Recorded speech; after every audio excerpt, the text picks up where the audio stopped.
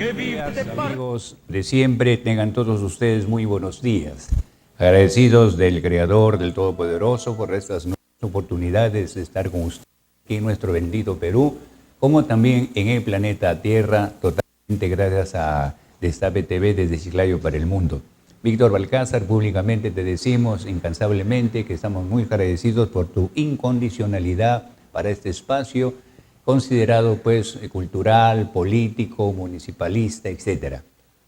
Y desde luego también, disculpen el error tal vez, incidiendo mucho en el campo de la salud. En entrevistas pasadas hemos abordado el tema de la nutrición, igualmente la psicología, y el día de hoy nos vamos a dedicar a un buen horario, un buen tema sobre la nutrición saludable, y que lo tiene a cargo en la entrevista número 1, nada menos que un profesional llamado Segundo Alfredo Seña Porras. Él es director del Centro Ecográfico aquí en la ciudad de Chiclayo. Dando cuenta también, amigas y amigos, en este primer momento, que Lea en su cuarta ya está circulando en nuestro medio Chiclayo, y por qué no decirlo a nivel regional. Estamos trabajando siempre con el mismo contenido de 2 editoriales, 2 páginas municipales. Es interesante conocer esta institución muy poco conocida y que llama la atención en nuestro país, hasta por los mismos alcaldes, por los mismos regidores, quienes postulan a veces sin conocer a qué institución van a trabajar o a servir. Igualmente, el tema justicia no deja de ser considerado. El tema justicia, donde el Ministerio Público, el MINYUS y la Corte Superior Lambayecana tienen su ubicación.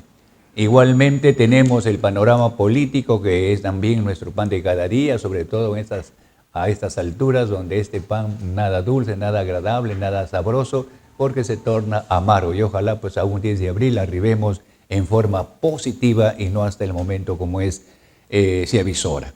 También la parte educativa, 2 páginas profesionales, páginas institucionales, entre otros son el quehacer de este vocero de Lea por el bien del pueblo. Estamos ya preparando la 5ª edición y se dice que no hay quinto malo. Bien, aquí estamos ya con el profesional, el doctor Segundo Alfredo Seña, director del Centro Ecográfico aquí en Chiclayo. Sea usted bienvenido, esta es su casa. A partir de hoy, considérenos sus servidores, sus amigos en la comunidad. Bienvenido. Buenos días, doctor Elías. En primer lugar, agradecer la invitación y tener la oportunidad de poder hablar de un tema tan importante como es la nutrición en nuestro departamento. Bien, doctor Seña, ¿cómo encuentra usted, cómo ve la nutrición lambayecana? Bueno, en la actualidad yo trabajo en el primer nivel de atención, en un centro de salud de Lambayeque, y tenemos una población aproximada de 6.500 habitantes.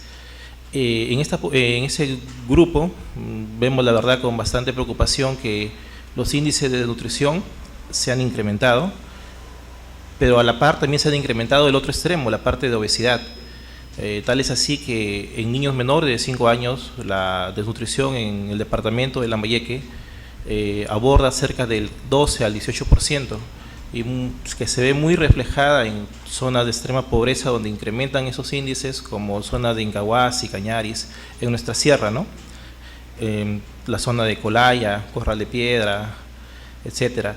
Pero también tenemos el otro rubro, el rubro en el cual más en la ciudad estamos encontrando ya grados de obesidad en niños.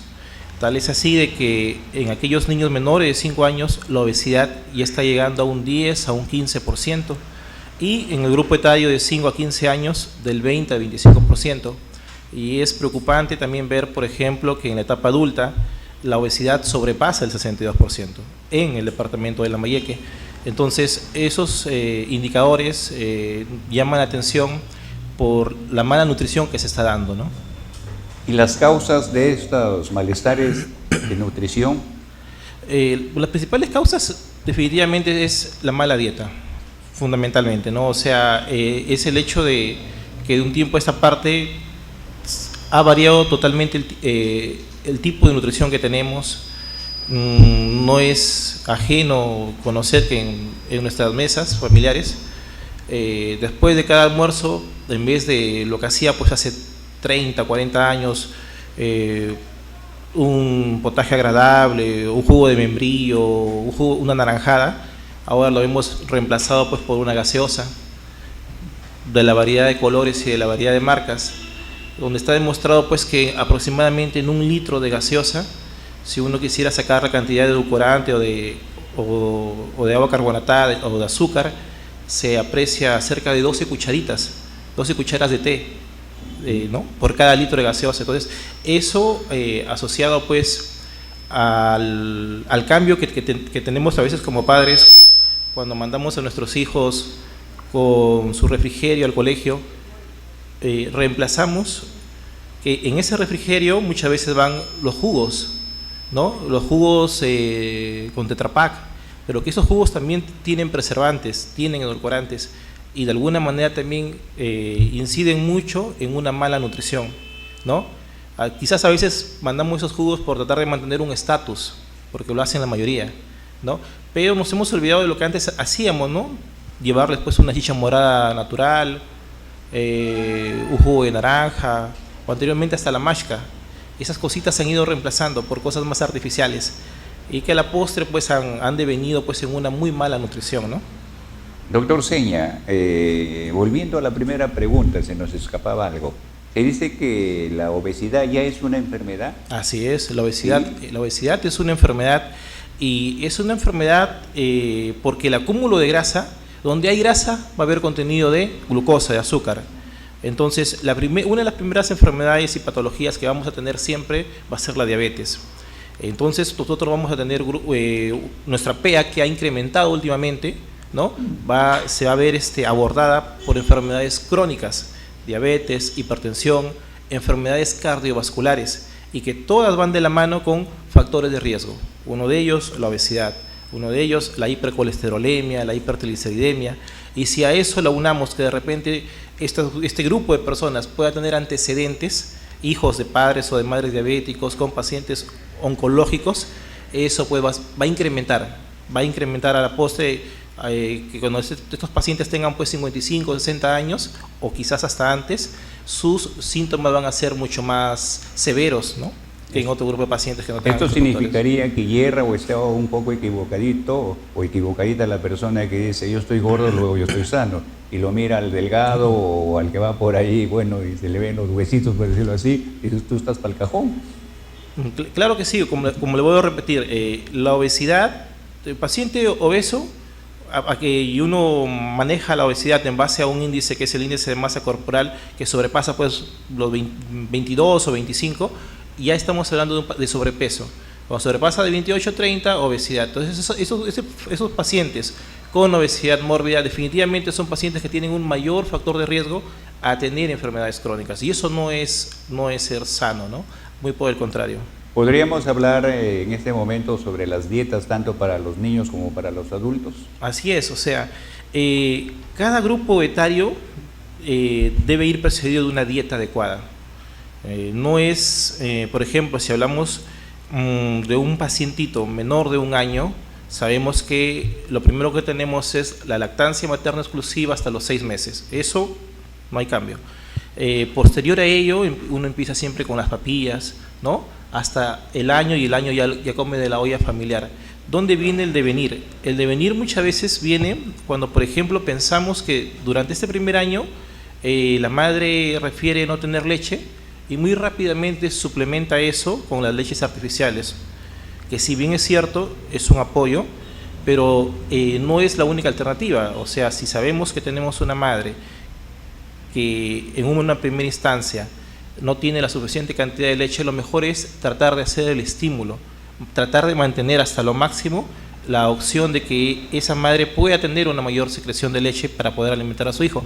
Jamás ninguna leche maternizada, por muy cara que sea, va a reemplazar a la materna.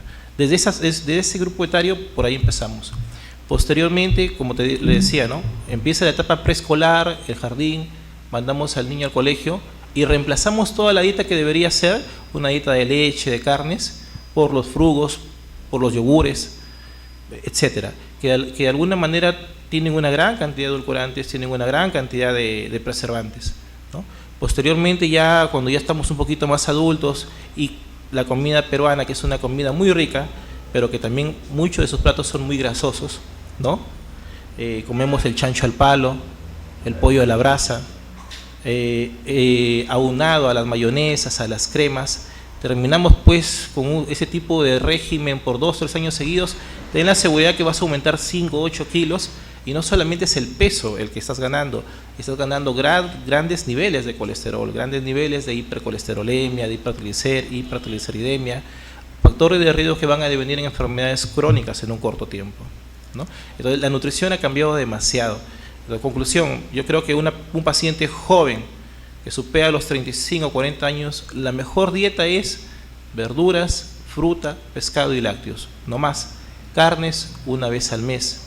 Chancho, si lo puedes evitar, enhorabuena, ¿no? Pero siempre hay que ir de la mano de hacerse un chequeo, visitar al médico por lo menos 1 o 2 veces por año, ¿no?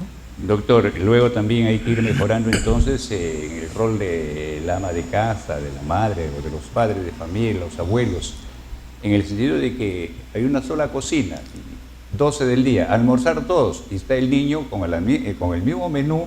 El niño, por decir 5 años, le sirven el mismo plato, el mismo segundo, y un anciano, por decir, que está al lado de ellos. O sea, la misma dieta. Y usted está hablando de una cierta diferencia. Así es. Que no lo cumplimos. No lo cumplimos. El cuerpo humano necesita determinadas calorías, carbohidratos, proteínas, dependiendo del grupo etario. No es lo mismo alimentar a un niño de 5 años que tener en la casa, por ejemplo, un paciente de 60 años. No es lo mismo. La mala costumbre, y me salta un poco la pregunta, de la cena. En aquel paciente de 60 años le damos de cena lo que quedó del almuerzo, ¿no? Entonces, este paciente va a tener una digestión definitiva por la edad que ya tiene, por el peristaltismo que ha disminuido, más lenta. Es un paciente que va a tener mayor dolor de barriga, es un paciente que tiende a tener un enlentecimiento de su peristaltismo, ¿no? Entonces lo más adecuado en él, en una cena, sería tomar algo ligero, más no en un niño. En un niño, y dependiendo del grupo que estemos hablando, 5, 8, 10 años, necesitamos darle mayor proteína, mayor carbohidratos, incremento en sus carnes. En él sí, 1 o 2 veces cada 15 días, 4 o 6 veces al mes. Verduras, pescados, frutas y sus carnes. En el mayor no, disminuirle, evitarle, ¿no? Entonces, la dieta va a estar diferenciada dependiendo del grupo etario, ¿no? Y tratando de ver que son pacientes sanos, pues, ¿no? Que no tienen enfermedades concomitantes. Interesante el trabajo esta semana con usted, doctor segundo Alfredo Seña. ¿Es correcto entonces lo que se dicen ahí en algunos libros que deben respetarse, en que el RPM hay que desayunar entonces, dice, como reyes, el almuerzo como príncipes y luego la merienda como mendigos? Así es. Moderadamente. Así debe ser, porque cuando el desayuno es lo principal, definitivamente. Es cuando empieza el día. Si estás en el colegio, tienes una gran carga intelectual, ¿no? O estás en el trabajo, en el almuerzo de igual manera, pero ya en la cena, cuando comemos comidas pues adicionadas de carbohidratos, de proteínas, de carnes, 10, 12 de la noche estás con un dolor increíble, ¿no? Te sientes cansado, fatigoso, incluso al día siguiente amaneces cansado. ¿Por qué? Porque el tiempo que tienes tú y que te has ido a la cama a las 10, 11 de la noche y cenaste a las 7, entre esas 3 horas, la digestión no se ha dado de manera adecuada, ¿no? Es un paciente que tiende, dependiendo de la dieta que tiene, a tener mayores problemas de estreñimiento, mayores problemas hepáticos, renales, porque hay por así decirlo, una demora en la digestión de los alimentos. No cuando uno almuerza, hasta que vas a la casa pasaron 6, 8 horas, ¿no? Y más aún cuando vas a dormir. Entonces, la dieta del almuerzo tiene el tiempo correcto, pero si repites eso en la noche, al día siguiente vas a amanecer. El uso del agua, doctor Seña. Adecuado, y creo que con que uno debe tomar pues sus 4 o 5 vasos de agua al día, más que suficiente. Carencia de agua en el cuerpo humano, hay problemas hasta de memoria. Así es, o sea, el agua es importante en el sentido en que hoy en día vemos bastantes problemas, no solamente en la parte de la hidratación, ¿no? Porque Cuando a veces tú haces un examen agregado, por ejemplo, una ecografía, y ves pacientes que tienen múltiples cálculos vesiculares, múltiples cálculos a nivel renal, si bien es cierto que eso está de la mano con tu dieta, también está de la mano con la ingesta de líquidos, también está de la mano en algunos pacientes que tienen mucho exceso de consumo de calcio. Entonces, el agua es importante, sí, 4 o 5 vasos, tampoco no exagerar. ¿De acuerdo al peso se dice por ahí? De acuerdo al peso, pero 4 o 5 vasitos promedio. Es lo adecuado en un paciente talla promedio. Doctor Seña, en el tema que estamos tratando, enfocando y llevándole al Perú y al mundo, el papel que juegan los exámenes. ¿Ya? Exámenes de apoyo al diagnóstico, ¿no? Siempre vamos a tener dos cosas importantes, la parte bioquímica y la parte imagenológica. Por ejemplo, en la parte bioquímica, mínimo, hacer tu perfil, ¿no? Tu perfil lipídico, sacar tu colesterol, tus triglicéridos, ¿no? La evaluación de perfil hepático. En la parte imagenológica nos apoyamos con una ecografía, por ejemplo. Cuando realizamos nosotros un examen de colesterol con un valor promedio, ¿no?, de 200, el que supera eso es un paciente que está en un proceso de colesterol alto. Sabemos que nuestro colesterol está alto, pero no sabemos cómo está el interior de nuestro organismo.